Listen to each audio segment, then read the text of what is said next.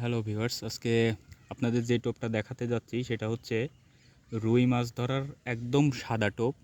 এই টোপটা হচ্ছে ফিডের তৈরি টোপ। ঠিক আছে, অনেকেই কিন্তু ফিডের টোপ দিয়ে কিন্তু বড় বড় রুই মাছ ধরে। তো ফিডের টোপটা কিভাবে তৈরি করতে হয়, শুধু শুধু যদি ফিড দিয়ে আপনি তৈরি করেন তাহলে কিন্তু এটা থাকবে না। ফিডের সঙ্গে আপনি হচ্ছে সাদা রুটির আটা একটু মেখে নেবেন, তাহলে এই যে এটা কিন্তু সাদা একদম রুটির আটা, এটা আমি এই ফিডের সঙ্গে মেখে নিয়েছি।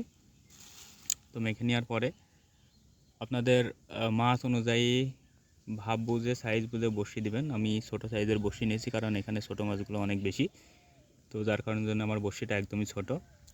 তো ফিডের যখনই টোপ দিবেন তখনই আপনারা বল্ডার দেওয়ার চেষ্টা করবেন, মিনি বল্ডারে কিন্তু খুব ভালো রুই মাছ টানে। এবং এটা কিন্তু একদমই ফ্রেশ সাদা টোপ, রুই মাছের একদমই ফিডের সাদা টোপ।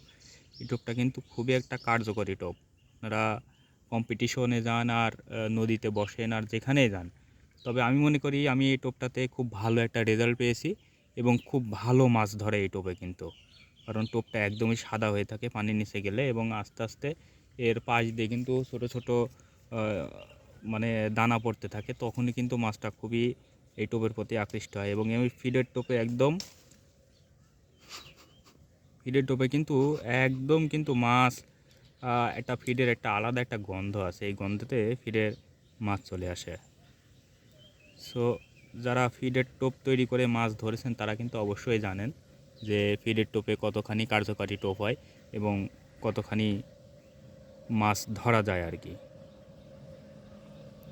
তো যেখানেই ধরেন মাছ, আপনারা এই টোপটা ট্রাই করে দেখবেন।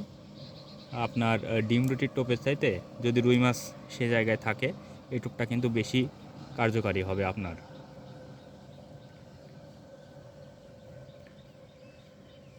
ছোটো মিনি একটা বল্ডার করলাম, বল্ডার করলে অবশ্যই কিন্তু সুন্দর সুন্দর রুই মাছ, সাইজের রুই মাছ ধরবে।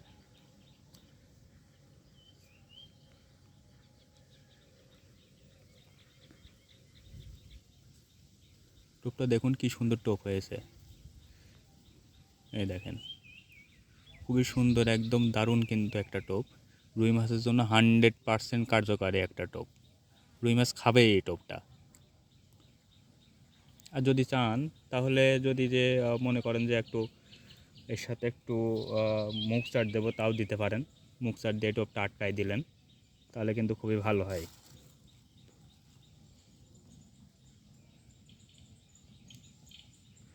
মাছ ধরা কিন্তু একটা নসিবের বিষয়, মাছ ধরা কিন্তু একটা কপাল। তো যে যাই বলেন, মাছ কিন্তু কপালেই হয়।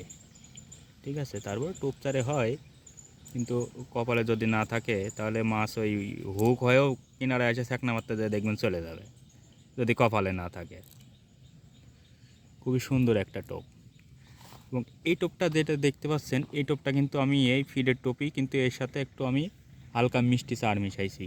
কারণ কি, এই টোপটা যেহেতু আমি নদীতে মাছ ধরতেছি, সেহেতু এই টোপটা দিয়ে আমি কিন্তু বড় বল্ডার দিয়ে চার করার জন্য আমি কিন্তু এটা দিয়ে রাখছি শুধুমাত্র বড়শির সঙ্গে। হ্যাঁ, নদীতে যখন অনেক স্রোত হয় তখন কিন্তু চার দিলে ভেসে চলে যায়।